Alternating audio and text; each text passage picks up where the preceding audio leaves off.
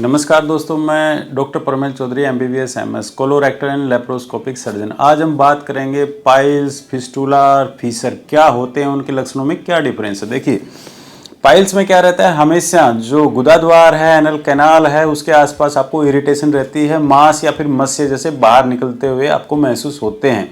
कभी हाथ के द्वारा वापस करने होते हैं पोटी करने के बाद, कभी कभी इनको कुछ मेडिसिन वगैरह लेकर भी इनकी जो स्वेलिंग है उसको रिड्यूस किया जा सकता है।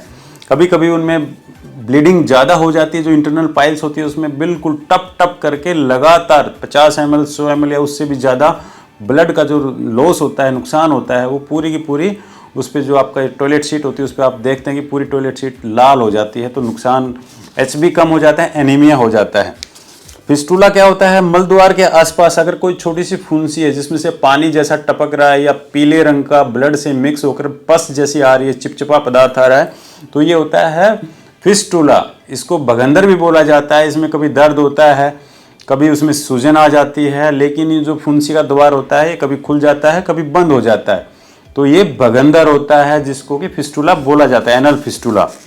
उसके अलावा जो पीछे रीढ़ की जो हड्डी होती है उसके आसपास अगर एक कोई छोटा सा द्वार बना हुआ है और स्वेलिंग आ जाती है, कभी पस आ जाती है, तो इसको बोलते हैं पाइलोनिडल साइनस, PNS डिजीज जिसको बोला जाता है। बालों का गुच्छा जैसा पीछे की तरफ बन जाता है।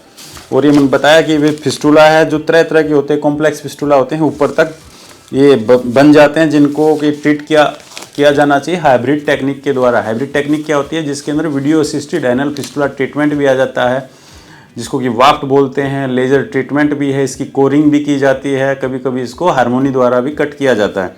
एक होता है फीसर। फीसर में क्या होता है, छोटे बच्चों की भी बीमारी है ये।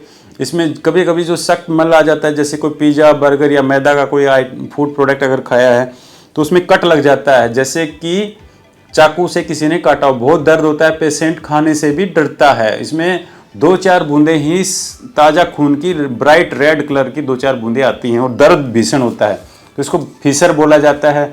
अगर आप इस तरह की किसी भी समस्या से ग्रसित हैं तो हमारे सेंटर पे आप विजिट कर सकते हैं, चेक करवाइए, हम बताएंगे कि आपको किस बीमारी से आप परेशान हैं। उसके बाद हम आपके ट्रीटमेंट के बारे में डिस्कस करेंगे। फिस्टुला के लिए मैं बता देता हूँ, आप दुनिया में कहीं पर भी हैं, बिना MR फिस्टुलोग्राम के जब तक कि आपकी जो डिजीज़ है फिस्टुला की अच्छे से उसका डिटेल मालूम नहीं होता, तब तक उस पर न तो कोई कट लगाना चाहिए, न कोई धागा बांधना चाहिए, ना ही किसी तरह की सर्जरी करानी चाहिए। MR फिस्टुलोग्राम के बाद ही आपको कोई ट्रीटमेंट कराना है, जबकि पाइल्स और फीसर का ट्रीटमेंट आसान है।